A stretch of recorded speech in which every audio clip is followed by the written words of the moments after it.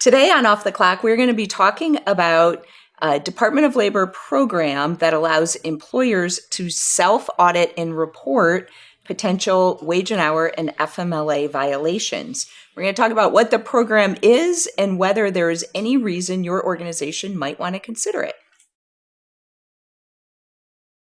Welcome to Off the Clock, the webcast of employment attorneys at Miller Johnson, where we discuss what is happening in the HR world and provide practical insight and advice.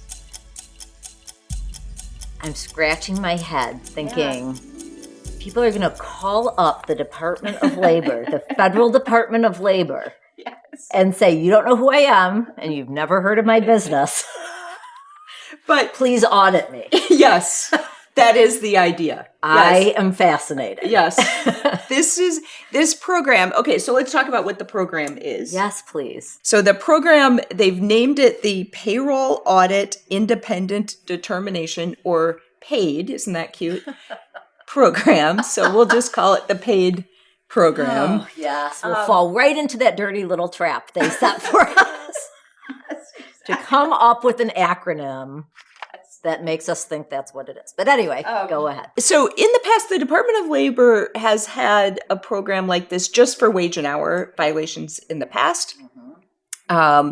They've now resurrected the program. It's not exactly like it was before, but they've resurrected the idea of it. And interestingly, they've now expanded it to not just wage and hour violations, but FMLA violations as well. So, of course, that's why it initially caught my eye, because I saw the words FMLA and got excited about an FMLA legal update. This program, to be clear, is entirely voluntary.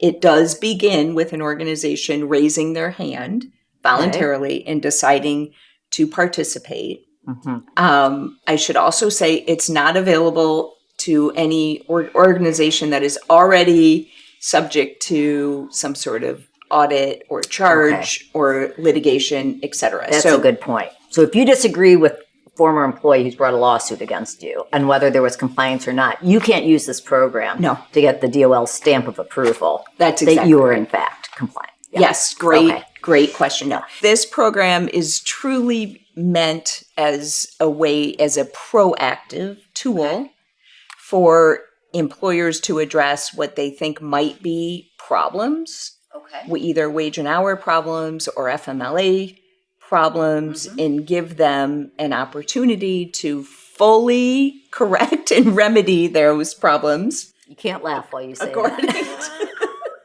You can't laugh when we get to that point. Because that is really one of the places that this falls apart. But we'll get to that, right? Not just those that are concerned that they may have a violation and want to self-correct, but those who might just simply be curious about whether they are compliant or not. Yes. Yes, this is an unhealthy curiosity. Yes, right.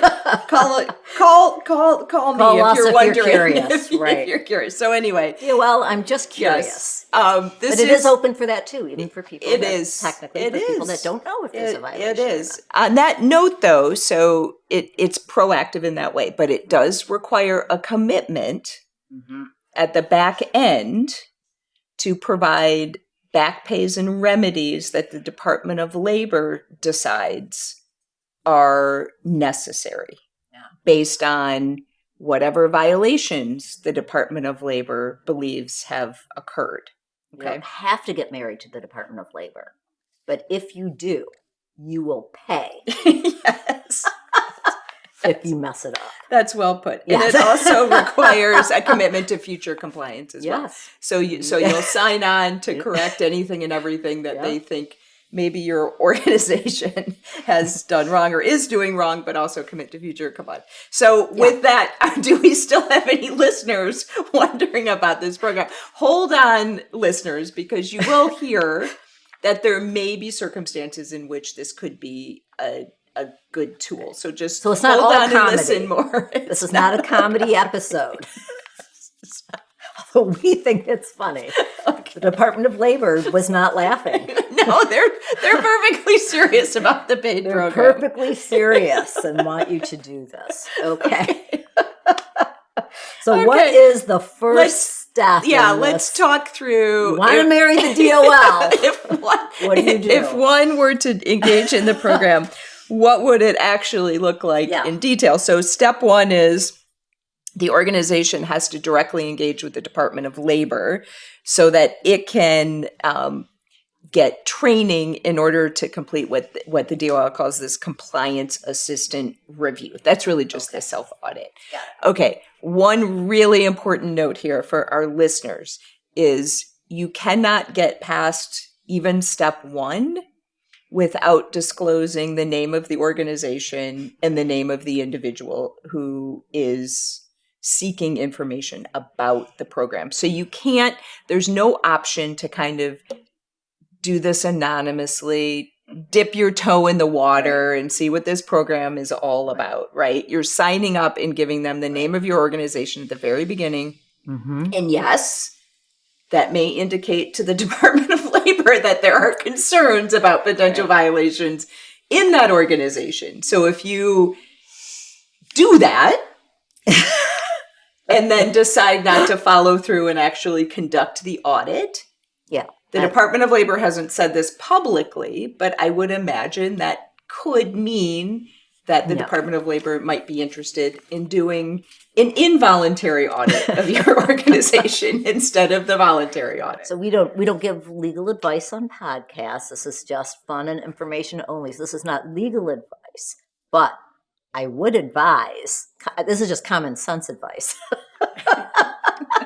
Do not pick up the phone and call until you have clearance from your executives, et cetera, and you are all in. Yes. You're either all in or there's nothing at all. And of course, it's not a phone call. It's a website. But yes, how 1990 of you to think that you're picking up a phone and call. Okay. But yes, okay. Yes, I should have known that. So if that happens, right, if there's buy-in and the organization has decided that, yes, this is something that makes sense to do, the next step then is an individual within the organization gets trained and receives what's called a certification checklist for either the wage and hour issues, the FMLA issues, or both. Okay. It does appear the organization can decide to select one or the other. It doesn't have to sign up for the whole shebang. Okay. And so based on that, then the organization does this self-report, completes this certification checklist.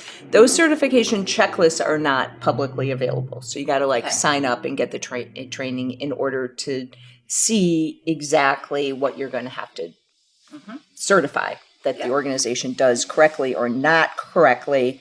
This would be a good place, Rebecca, to take a step back and maybe have a PSA about the attorney-client privilege. Oh, my favorite privilege. It really is your privilege favorite. Has gotten a bad rap over the past 10 years, saying privilege. It's not that kind of privilege. It's the kind that keeps things secret. Attorney-client privilege means a secret, right, that you don't have to ever divulge to anybody else. So you can call your lawyer and we can discuss a problem and we can give advice. And we never have to repeat any of that conversation and you don't either. That's right. And normally, if we have a client that said to us, as you mentioned earlier, I'm just curious. Yeah. Are we compliant? We have clients that hire us to answer that question. That is it's a great question to ask. Very fair question. Are we compliant on our wage and hour? Are we compliant fully with the FLSA and state law? Or how are we doing on the FMLA? Yeah. Are we compliant or are there concerns? And always, whenever we have a client that wants us to engage in that work or even wants to engage in that work themselves, we highly recommend that that be set up correctly so that the attorney-client privilege applies. You got it. That way attorneys can review current practices and give advice, honest advice about maybe where things haven't been fully compliant and advice about how to correct that without it being discoverable in litigation. Right. Okay? Yep. Very important.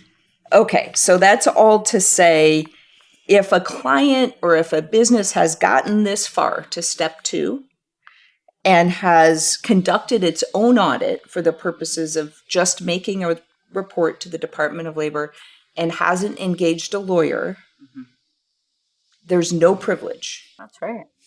So no matter what you find And let's be honest, because so some people might just be curious. Other people might have found a problem, and they probably think a small-ish problem if they're going to go through this, right? Maybe it's a regular rate calculation, something like that, right? So like, well, let's just go through this, and you're going to explain the benefits, right, to go through the program. Right. But this is a full audit. Yeah. So you might start thinking we just have to have this small little issue we're going to resolve with the DOL. And then through this process, this questionnaire and whatnot, find very large, expensive problems. Yeah. None of that is privileged, right? And you are now turning over to the DOL an admission, if you will. That's right. Right? And there that may be big problems. We talked about this a little bit. There may be opportunities to have a bit of a hybrid approach here if an organization wants to use this program and also engages legal counsel to help with the self-audit. Yep. There are ways probably to keep parts of that self-audit privileged. Yes. But you have to engage an attorney at the beginning so that that's done correctly. Right. After the audit, then the employer reports the findings to the Department of Labor, raises their hand and says, here are all the things we believe we did wrong. That just makes me laugh. Including... Send a note to the DOL, but Yeah, okay. including a concise statement about the scope of potential violations. It also will require the organization to provide very detailed records that then will, of course, allow the Department of Labor to check your work. Right? All To payroll, punch reports, everything. And to be clear, I would anticipate the Department of Labor is probably going to perform a full audit on everything, as you said. Yes. So there may be, I can imagine an employer going into it, maybe with what they think is a simple wage and hour issue. Right. Simple math error maybe and how they calculated some things. Yes, and find out along the way that also discretionary bonuses haven't been included in the regular rate of pay for non-exempt employees, and you and I both know that's a common issue and problem, and then that becomes a much larger issue. My concern with that step, I mean, we both have concerns with a lot of this, hence our giggles, but my concern with that step, and I want to make sure this is clear, there's a lot about the Fair Labor Standards Act that is gray. And people that call me for advice, especially the most sophisticated clients, really know that because by the time it gets to me, it's a very gray area. So it makes me very uncomfortable for clients themselves to write a summary of how they have not complied with the Fair Labor Standards Act. First of all, they might have been in compliance but have misinterpreted or misread, or maybe there's just some gray about a certain question on the compliance checklist that was sent to them. So they're admitting something that is actually not non-compliance. But then the flip of that is true too. Some words, like the word privilege, can mean different things to different people. So you may have compliance issues and you don't think you do, even after going through that. And now you're telling a federal agency that you are compliant in these other ways. And maybe when you may in fact be not. So that part just really makes me nervous. I feel the same way with regard to FMLA audits. There's a lot of gray in different parts of the FMLA regulations.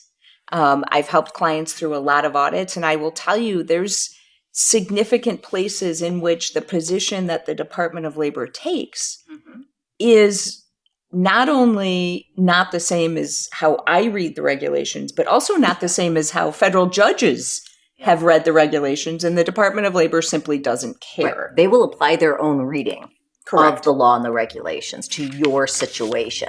Yes. Even if others, like the courts, say they're wrong. Yeah. When you're doing this. And that is absolutely true with the Fair Labor Standards Act as well. I can give you a million examples. Right. So to your point, what is a violation? Right. Is it what the Department of Labor thinks is a violation? Is it what federal courts think is a violation? Is it our interpretation of what the regulation reads, et cetera? So in any case, the DOL then evaluates the submission and decides whether to, at this point, it's interesting because it says it decides whether to accept the organization into the program. So at this point, you could get this far and disclose all of this information and get rejected. Which means you have now, let's just assume you've disclosed noncompliance. Yes. So now the DOL could just come after you. And it's not discoverable, They could just sue you. or the Department of Labor could contact the individual employees Yes. and tell them to go hire a lawyer and file a class action lawsuit against the organization. And now there's this non-privileged self-audit disclosing all these violations, which We have probably are stopped subject laughing. to FOIA. We're now, it's so ridiculous that we can't even laugh anymore about it. Okay. Okay, but here's if it all goes well. Okay, That's a big if, Sarah. What happens? Well, let me put it another way. This is why the Department of Labor thinks there's a bit of a hook here. Okay. Oh, do tell. For organizations. Do tell. Tell me more. What could it possibly be? What could it be? Why would someone do this? If the organization gets accepted, they will then provide guidance on how to make it right, meaning what you should pay, the back pay that's owed. In their opinion. To employees and other remedies. But it will also then tell you how you can and will get releases of claims. Releases. Right? Both from and those are releases both directly from the Department of Labor and potentially from individual employees. So the promise then of potential closure, of getting releases of claims and cleaning all this up and making it right, that's where the Department of Labor thinks they have a hook. Couple of things. The first thing is they don't say anywhere whether for the wage and hour violations, they will be requiring employers to pay liquidated damages. Which for folks that don't know is like a punishment, almost like a punitive damage under the Fair Labor Standards Act. It's double the back wage. So you owe someone 100 with liquidated damages, it becomes 200. In my view, that's very important because if this is a big issue for an organization, if it's the case that an employer might be able to use this program and not be required to pay liquidated damages, that would be something significant that could weigh on that side of the scale of maybe trying to see whether this program makes sense for that organization. However, another important note is that employers are going to be required to pay the back wages and, quote, other remedies, again, not really saying what all of that is, within 15 days of receiving the summary from the Department of Labor. To re-emphasize something you said, I'm sorry, I just can't stop laughing during this one. It is the Department of Labor's determination, not what you think when you did your own calculations. Correct. So you may have run everything, even before you signed up for this program. Look, we're talking about 40,000. Right? And given the size of our business, that is something we can easily absorb. We'd rather just do it than deal with a potential collective action or class action and all of the things. Our culture is do what's right. If we should have paid people this and there was a math error and we didn't, let's just make it right, But we need that release because under the Fair Labor Standards Act, without the DOL or court sign-off, releases are not enforceable. Yep. So if we're going to do it, let's pay it back, let's get the releases and start with a clean slate. That's all perfectly logical till the DOL says, actually, it's $350,000. And you have to pay it within 15 days. Right, because it's their calculation, not yours. And they've looked into a lot more than what you looked into, and they can also double the damages. Mm-hmm. And then, of course, you have to provide proof to the DOL. That proof of payment. It's been paid, of course. Just a note here in terms of getting the releases from the individual employees, those employees can always say no, thank you. Yeah. Turn down the check, not just the release. They'd have to not take the money. Yeah. And then not sign a release. Yeah. We don't typically see that. I mean, we've helped employers with audits and things like that. Yeah. Typically, we see when we self-disclose to employees and offer to make it right and explain to them how we calculated the amount and ask them to sign an acknowledgement that they've received the money, et cetera, they typically take the money. Yeah, I mean, I've got some informal data on that. A lot of it depends on the amount of the check. Frankly, I usually use the rule of thumb around 80%.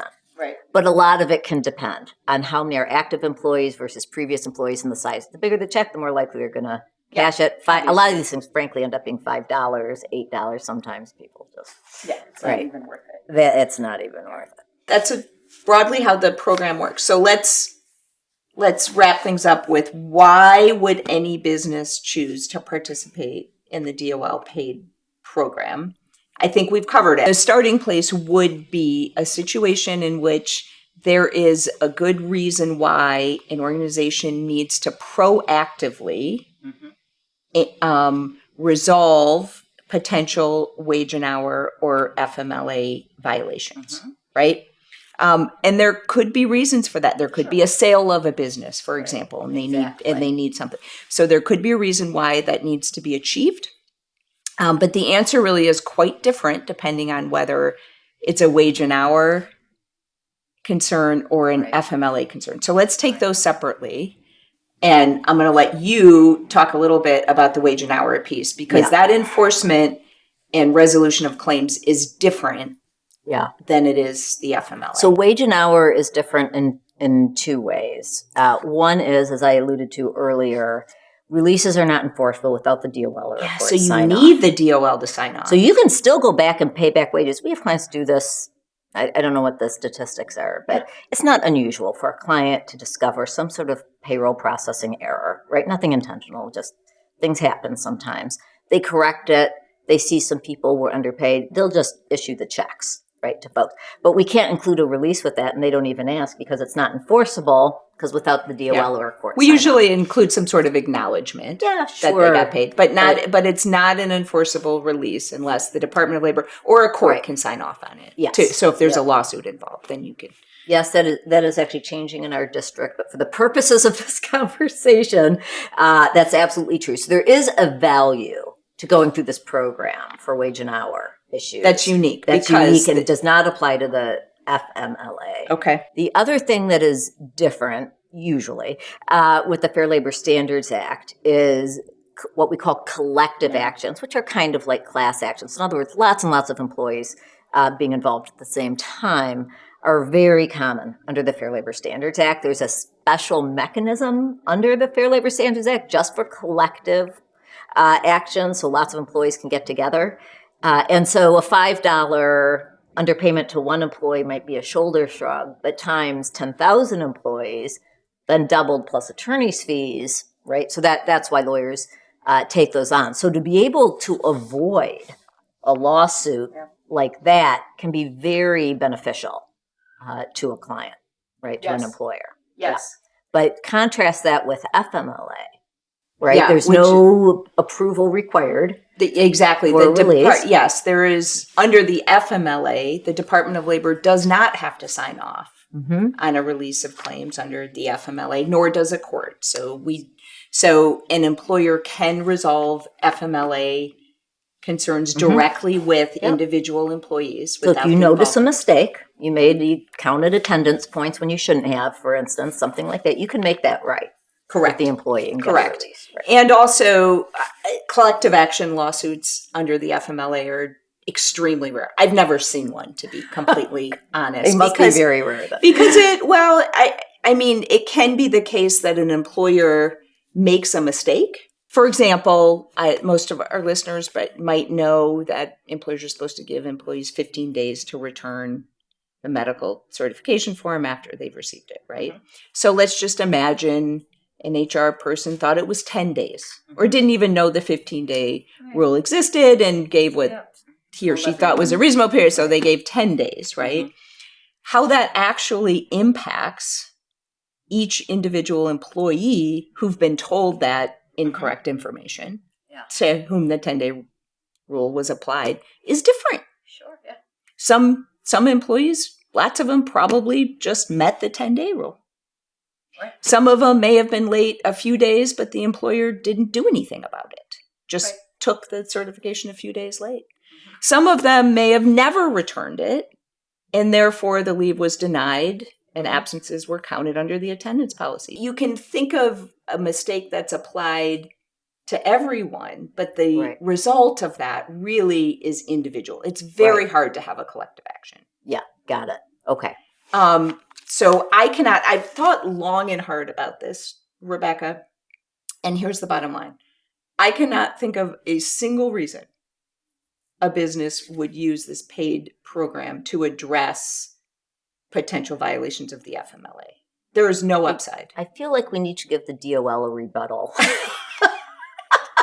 There's no upside. I can't think of a single reason. Why would you open yourself up to an audit? There is no upside. On the fair labor, I can't come up with one either, by the way. I feel like we need someone, literally, from the other perspective. I don't understand. They can email us. From the wage and hour perspective, there is potential upside, but my hang up that I just can't get past if a client called me to ask about this is you submit all the information, you make admissions on what your mistakes were, and then they might accept you or not.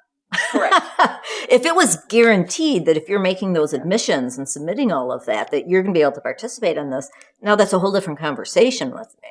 The only thing that, the only factual circumstance in which I can see this making sense is almost if an organization first paid legal counsel to conduct a full audit so they knew exactly what was at stake and had a very good idea of the money, of the range of money that even the Department of Labor, right? You would want to use a firm that's been through audits with the Department of Labor so would understand. Shameless plug. We have been through many. We Rebecca, have their question outline. So you would have to know going into it. Yep.